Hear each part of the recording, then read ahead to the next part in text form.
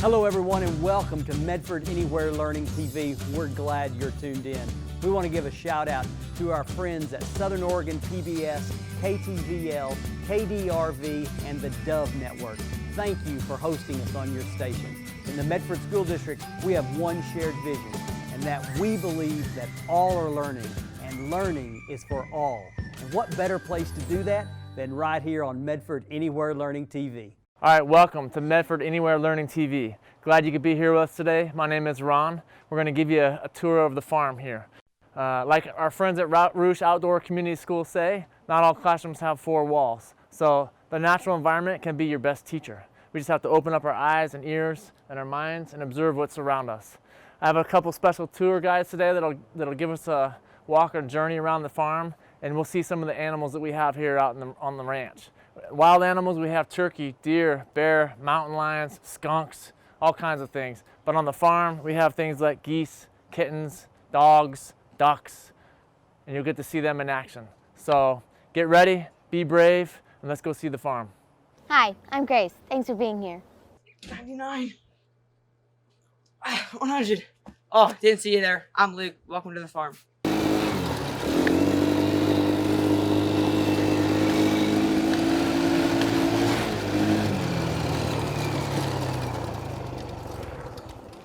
Hi guys, I'm Ty, and we have a lot of stuff to show you today.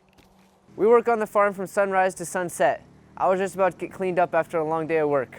My name's Cody, welcome to the farm. Hi there, my name's Annie. I thought I'd show you some of the tours that I do here on the farm. It's my job to take care of the chickens. Right now we have little tiny baby chicks that are only about 2 or 3 weeks old. So I'm gonna sneak in their house, the chicken coop, and show you what they're doing right now. Let's go see. These guys are still a little skittish, but they're getting used to us. Probably as I keep talking here, they'll come right up to me, and if they do, I'll pick it up so you can get a close look. Like I said, these chicks are between 2 and 3 weeks old, and when they're about 20 weeks old, they'll start to lay some of their own eggs.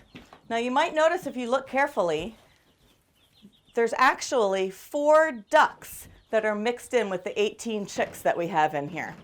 And they're all getting along pretty good and becoming really good friends. There they go on the run. I don't know what it was that scared them, but they sure are active. Right now the chicks are just eating chicken starter so they can get big and get strong. But when they grow up to be a little bit bigger, they'll eat some of the bugs and the weeds out of the orchard, and we'll keep giving them their food, but interestingly, they don't chew their food like we do. When they eat, they're also eating small, tiny little pebbles. When they swallow their food, it rubs up against those pebbles, and that's how they digest their food. So when these chicks get old enough and they start laying their own eggs, they'll usually lay about 1, sometimes even 2 eggs a day. And then it's my job, I come in the morning, once they're done later in the morning, pick up the eggs, and it's really great because it feeds our family. Another fun thing that chickens do is they actually get dirty to get clean. Sometimes if you're very careful, when I'm really lucky, I get to come out and I'll see the rooster or some of the chickens that are a little bit older, and they're burrowing themselves in the dirt. And they do that, it helps get bugs that might be growing or lice that are in their skin, in their feathers. This little guy came right over to me. He's a friendly little fella. His friends are peeping. I think they want to come join the fun. Which one's the duck and which one's the chick? So let's put the duck and the chick next to each other. What differences do you see? Well, let's look at their feet. Let's start at the bottom. Oh, you see the chick's feet? He's got 3 long finger-like things. He uses those to scratch, to catch bugs. And then there's the duck, who has webbed feet, and that helps him swim. So here's another one of our little duck friends, and you'll notice he's a little bit of a different color, has a little bit of different coloring. Some of his feathers are dark and some are lighter. But another big difference between ducks and chicks is their beak. So look at their nose area. The chick has pointy, and he uses it to dig in the grass, maybe search for bugs and peck at things. Whereas the duck has what we call a bill, and it's rounded. And do you hear that sound? Right now it just sounds like a little peep from the duck, but when he grows up and becomes an adult, it'll sound much different. Can you make a duck sound? Quack, quack. Quack, quack. We're not very good at it, but I'm sure you're much better than we are. This is our rooster, and he is a friendly little guy. His home is here in the orchard, but he likes to hop over and come visit. So I have seen him on our back porch, walking around the property, looking in the windows, just coming over to say hi. One of my favorite things, if you look really close, you'll see that he has some feathers on his feet, and we call them his bell bottoms. So he's been known to come right up to us. Unless your name is Grace, he likes to attack my daughter Grace, and attack really isn't anything scary, just make her go on the run. It's kind of funny. This rooster is pretty young, and he has been practicing his crow, trying to learn how to do it just right. Usually roosters will crow in the mornings and at sunrise, and then again at sunset.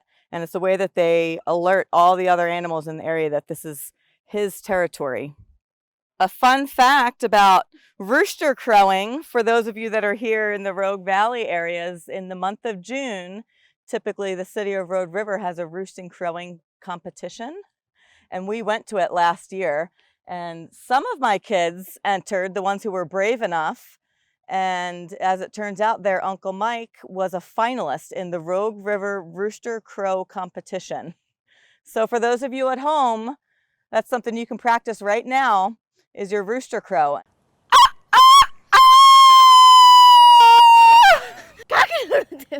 What does a chicken and a musical band have in common? Drumsticks. Hey guys, today we're gonna go see one of my favorite animals out here on the farm, the goose. The goose is one of our best guard dogs. Nothing happens out here that she doesn't know about. A male goose is also known as a gander. A baby goose is a gosling, a group of geese is known as gaggle, and a female goose is a goose. Geese keep the grass short, eat weeds, and lay eggs. Geese really like the water and are very social. They think that we are its parents, and they're very loyal animals. They also mate for life.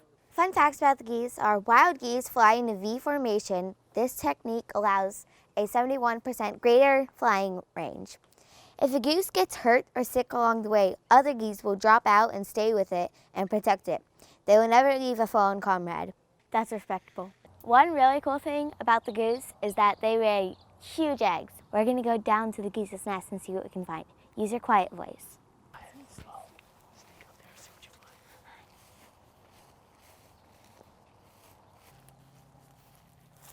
Okay, so we got one.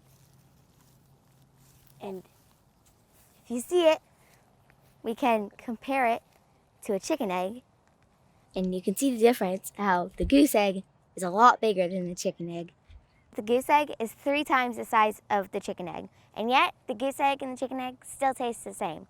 The goose egg is really good for cooking, which is one of my favorite activities. Let's check out these interesting creatures.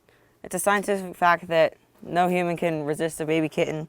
Even our grandpa, we caught him red-handed petting a cat, and he claims that he doesn't like cats. They play around all day, and they all have really blue eyes, because all the kittens are born with blue eyes.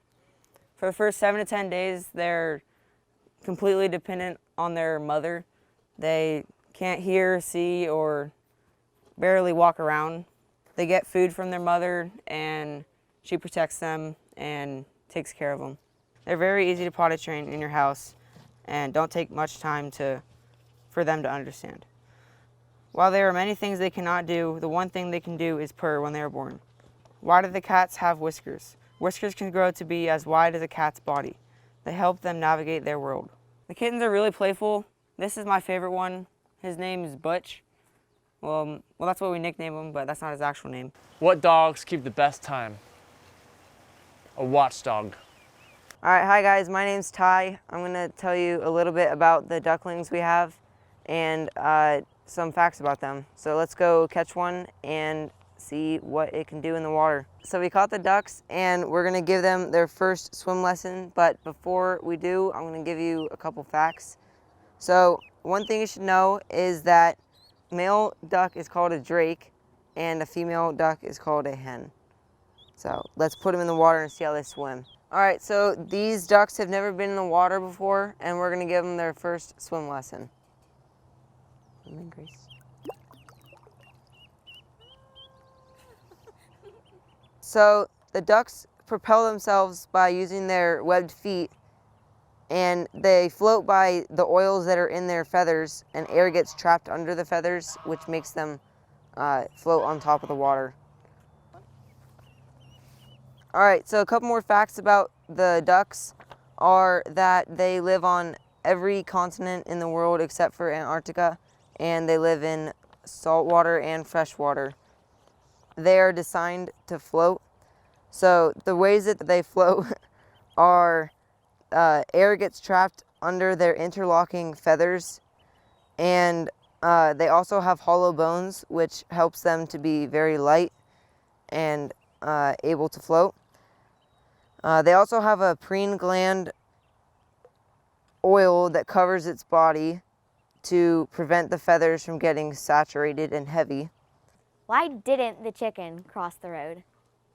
Because KFC was on the other side. All right, now we're gonna talk about the dogs. We have two dogs. The first one is named Slim Shady. Yes, after the rapper. We call her Slim for short. She is an Australian dog known as a heeler. They were designed to herd cattle long distances. Very active, very intelligent, very resourceful. The second dog is Josie. He's named after Josie Wales, and he's a border collie. He's a Swedish dog trained to herd sheep. Same thing, very intelligent and very active, and a working dog. Sometimes they're known as intelligent workaholics. But you can see them out here on the farm working all the time. Excellent for security. They chase hawks, and for Jefferson Elementary, they're also known as the Goose Masters. There's a university in Florida that actually trained a border collie to keep geese from landing on the school grounds. So they're very cool dogs, and take a look at them right now as they're playing in the water. Slim is really athletic. She can jump a good 3-4 feet. I'd say, honestly, they run 20 miles a day around the property. They really love the water. There's also quite a few famous border collies. There was one named Chaser. He was the most intelligent border collie. He knew more than 1,000 words and objects. Another one was named Jumpy. He holds the Guinness Book of World Records for skateboarding. He went 100 meters in under 20 seconds. That's pretty cool, a dog that skateboards. Another one is named Striker. He learned to roll down a manual car window. The last one was named Sweet Pea. She could balance a cup on her head for 100 meters in 55 seconds. A couple fun facts. They're great actors. You'll see border collies and heelers in many movies. My favorite, they're great in search and rescue dogs. They're pretty awesome dogs to have around, very active. Great dogs to have on the farm. What do you call a rooster that stares at lettuce all day long? Chicken sees a salad. Now we're gonna go take a look at the koi fish. It might not look like it, but this pond is actually up to 10 feet deep. It's so deep because the koi fish need a place to hide in case predators are at the surface trying to eat them. One interesting fact is that they can go all winter without eating. These are some really cool koi fish. No matter how much you think you know about koi fish, there's always more fun facts to learn. First, they are omnivores. What's an omnivore, you might ask? An omnivore is an animal or person that eats both plants and animals. Some of their favorite snacks include watermelon and lettuce. They were first brought to Japan as a food source. Koi fish and goldfish are actually distant cousins. More fun facts include they are intelligent and they can be trained to eat from your hand and to ring a bell for a treat. They normally live 25 to 35 years, but some have been known to live for hundreds of years. Just like you and me, they can get easily sunburned. The largest koi fish was a fish known as Big Girl. She was 4 feet long and 91 pounds. Wow, that's a big fish. Almost every morning, we'll see turkeys come up the lawn here. And on Thanksgiving Day, there was actually 45 turkeys sitting on the lawn. So the turkey is also an interesting animal. They can run up to 25 miles an hour. They roost high in trees at night to try to stay safe. Benjamin Franklin actually advocated for the turkey to be the national bird because he thought it was more honorable than the eagle who scavenges its food. A male turkey is known as a tom, a gobbler, or a beer jacker. A female turkey is known as a hen. A young male is known as a jake, and a young female is known as a ginny. So turkeys are actually pretty interesting to watch. They dance around, the male turkeys dance around and try to impress the females. And out here on the farm, you get a pretty up close and personal view of them on almost a daily basis. One of the kids' favorite turkeys was nicknamed Blueface. He's kind of a legend here on the farm. A couple interesting facts. A turkey gobble can be heard up to a mile away. They can see 3 times better than a human during the day and in color. So they're difficult to get, but really cool to watch. All right, kids, thanks for spending the day with us. We appreciate you coming on Medford Anywhere Learning TV. I have one challenge for you. Get out there and explore your world. Experience your natural environment. Write back to us. Tell us what you see. Hi, I'm Grace. Hi, I'm Michael. And we've got some questions For you. Why do cats have whiskers? Because their whiskers are as wide as their body so they don't get stuck. When do chickens start to lay eggs? About 20 weeks. What is the benefit of having a dog? They can be your best friend. Aww. Why do ducks float? Because they have hollow bones. What's an omnivore? An omnivore is an animal that eats plants and meat. What do you call a female goose? A goose. What do you call a young female turkey? A jenny. We've got a joke for you. What type of fish is worth a lot of money? A goldfish. What is a duck's favorite snack? Cheese and quackers. Thanks for tuning in to Medford Anywhere Learning TV. Medford School District is a place where all are learning, and learning is for all.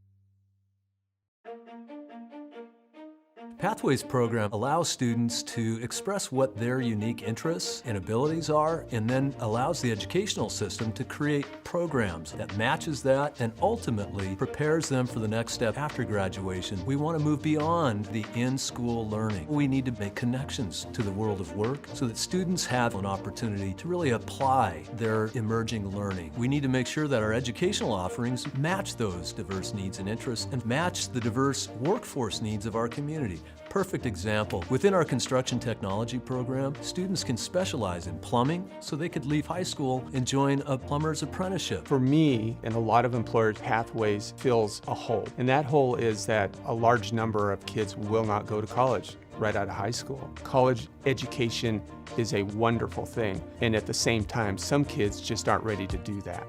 So that's the big gap that this whole effort in the Medford School District is trying to plug. The construction tech program has changed school for me. I can actually connect with the teacher and gain ideas of what I can do in the future. If you can complete a project start to finish on your own, the feeling of getting it done is just amazing. I'm excited to go out today and meet a local business. I feel like I might be able to really connect with him because I will have a basic idea of what he's talking about and possibly gain a mentorship out of it. Pathways consist of these broad categories: academic, career and technical education, pre-professional, and visual and performing arts. Traditional K-12 systems you could call one-size-fits-all model, where the real legitimate end is a 4-year college degree after high school. The truth is that model's inadequate to meet the needs of education and workforce in the 21st century. A 4-year college degree is tremendous, but it isn't the answer for everyone. What is the answer ultimately is, what is my unique set of interests and abilities, and how can the educational system prepare me to use those in the world of work? Our goal then isn't to try to conform students to the same model. Our challenge and our interest in the Pathways Initiative is to engage those diverse interests and match them with high-demand, high-skilled career options. I love the Pathways program. I didn't have it when I was in high school, and I wish I had. I took a long path to find where I wanted to go. If we can shorten that for students, that's going to be great. Pathways programs really provide more experiences for students. They have something that they can look forward to that's right up their alley, that interests them, that they can see that connection to real life and really keeps them connected to graduate. I like being able to explore things that I like to do at school. It makes school more fun in general because I love going to those classes. Gaining that experience now during high school can help me afterwards because when I graduate, I can always count on having that as a career choice. They can get some hands-on experience. They can really start to delineate where their interests lie. If they thought, oh, I think I'm interested in culinary, and they take culinary and they really are, getting them to those visits to those colleges before they're out of high school, or if they think they're interested in early education, connecting them with local elementary schools to do some practicum and internship to really see, is this my fit? I've been interested in child education pretty much my whole life. I've always wanted to become a teacher. It's nice to be able to see the kids every day, kind of like the highlight of my day. Really exciting to be able to have that interaction. It definitely makes me want to come to school more. Pathways program is great for students. It really prepares us for our future with being able to have these hands-on experiences. The Pathways program, I think, is really beneficial. We're very fortunate that South Medford is providing these opportunities to learn about the different trades. I like the kinesthetic part of it. Being able to build something on your own is really cool to me. Look forward to going to those classes a lot. I've got friends in the field that are saying, as soon as they turn 18, I want to hire them. Whether they're still in school or not, I'll hire them after school because there's so much need for employees. There's opportunity to go out and start businesses right away. I have a nephew who started a landscape business right out of high school, and he's doing better than a lot of his peers. Not all the businesses out there require a degree. In fact, I would say less than half. The idea behind a credential diploma within Pathways is that students can earn community college or other college credit while in high school, which benefits the student, economically benefits them in terms of their toe in the water in post-high school education. In addition, a student could earn an industry-recognized credential. An example in manufacturing is a certified production technician. If a student in high school earns their certified production technician credential, they have several steps ahead in earning a high-wage, high-demand job. They're advantaged in that job search because of the skill that they're able to show they have. And we want to provide our students an opportunity to earn that industry credential because it allows them to get a foot forward in terms of employment. It distinguishes them in the race to get a job. Wherever the student decides that they would best apply their unique gifts and abilities, we want to create that opening into the world of work. Miss Wallace, I miss you a bunch. I hope that this virus stops so I can see you more. Miss you. We love you. I wanted to say hi to Miss Rossi's class and all my friends at Jacksonville, and I miss you. Bye. Hello, my name is Christian Chavez, and I go to KUA's charter school, and I want to give a huge shout out to Miss Kay Derrickson. She is highly respected with my family and I, and I just wanted to let her know that she is super important to me because she helps me with my education, and I hope she stays safe. Mr. Smith, I love you. Thank you, Mrs. Pardo and Mrs. Manili. We miss you and love you. Bye. I appreciate Mrs. Valois because she's very hardworking, easy to talk to, and loving and understanding to all her students. Thank you for all your hard work, Mrs. Beard. I miss you. Thank you, Miss Yanker, for everything you do. I miss you. Hi, Mr. Rumry and Senora Winechild. Thank you for all you've done for me. Hi, Mrs. N. I'm making you a cat because I miss you so much. I hate being on camera, but I wanted to let my teachers know how much I love them and how much I miss them. Thank you guys for being the best and greatest. Thank you so much for teaching me. Hi, my name is Natalia and I go to Lone Pine School. My teachers are Miss Southmead and Miss LaBelle. I want to thank them for always supporting me, even through this hard time with coronavirus and doing Zoom calls to teach each other every Wednesday. I just want to thank you, Miss S and Miss L. And thank you all teachers. I appreciate you. Bye. The teacher that I am thankful for is Mrs. Fowler. She's always very caring and pushes me to my limits and is always smiling. You're the best teacher ever, Mr. Mickelson. I miss you. Hi, my name is Taylor, and I go to Abraham Lincoln Elementary, and my teacher is Mr. Allman, and I miss all my friends. Hi, Mrs. Abbott. Thanks for being my teacher. I really, really miss you. Mrs. Carson, I thank you for everything that you do. I miss you. Thank you. Allison, I miss you a lot. I can't wait to see you. Bye. Hi, Miss Alderman.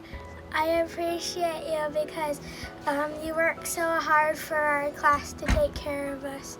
And I miss you. Say hi, Miss Tolson, for being my teacher! Hey, South Medford teachers. I just want to say thank you from me to you for mainly these last 3 years. You guys have taught me so much and really helped me make the person that I am today. And you guys have been so gracious and lenient and just all around good teachers, and you're dedicated to your students. So if you've had me as a student, I just want to say personally thank you so much, and for always taking the time to teach me and explain things and answer my millions of questions. And also, even now in quarantine, you guys are still dedicated to your students and you're still working hard to teach us. And I just want to say thank you, and I hope you guys are doing good.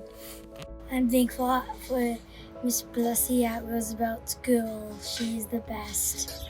Hi, Mr. Barbie, thank you. I'd like to say hi to all my 6th grade teachers, Mr. Franklin, Miss Banky, and Miss Cabot. Thank you, Mrs. Stratton. Thanks, Miss Murphy at Hoover Elementary. We miss you.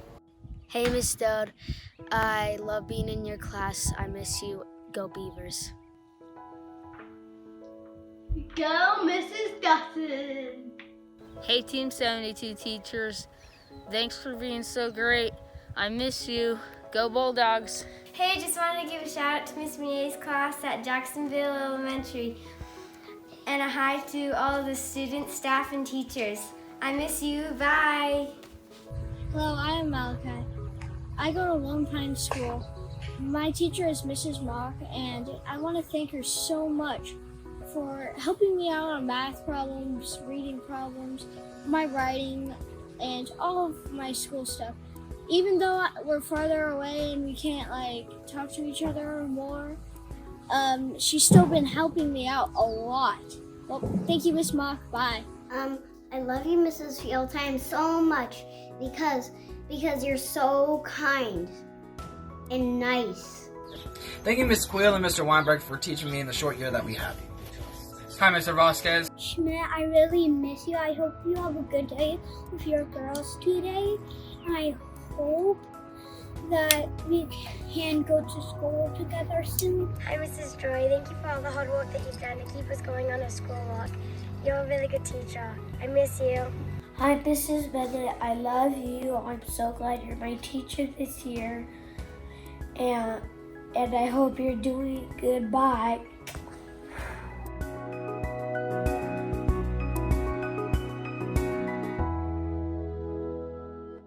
Oh, I've loved all my teachers from kindergarten to 4th grade. They've taught us just to be passionate, and they're super passionate about what they're doing. I don't think it would be possible for them to have the job if they weren't passionate about it. Well, they definitely show a big role model, especially in elementary school when it's a lot easier to be molded. If you do good, you get treats sometimes, like candy and stuff like that. And they're really nice. I always liked a teacher with a lot of high energy and but hands-on too, because I'm more of a hands-on learner. We learn a lot at school, and so every day I come home knowing a lot more than I did. She's always been so intrigued with my life stories, and she's told me a couple stories of her own, and how she's gone through a lot of stuff to get where she's at right now, and once you hear that, it's a big inspiration to not you, but just everybody else around you. I would like to say that I've liked all of my teachers so far. Not a single one I haven't liked. They're all involved in all the students, even Mrs. Feely, who had 2 different grade levels in one class. They work hard, and that's something that is lost in this day and age, and I just respect what they do. I wouldn't be interested in biology or horticulture 2 years ago, and their passion influences their students to just go and take that career path. Thank you, Medford School District teachers. Thank you to all the Medford School District's wonderful teachers. You do a really great job at everything you do. Thank you to all the hardworking Medford District teachers. Your work is very much appreciated to everyone in the school. You've changed my life, and thank you for the experience.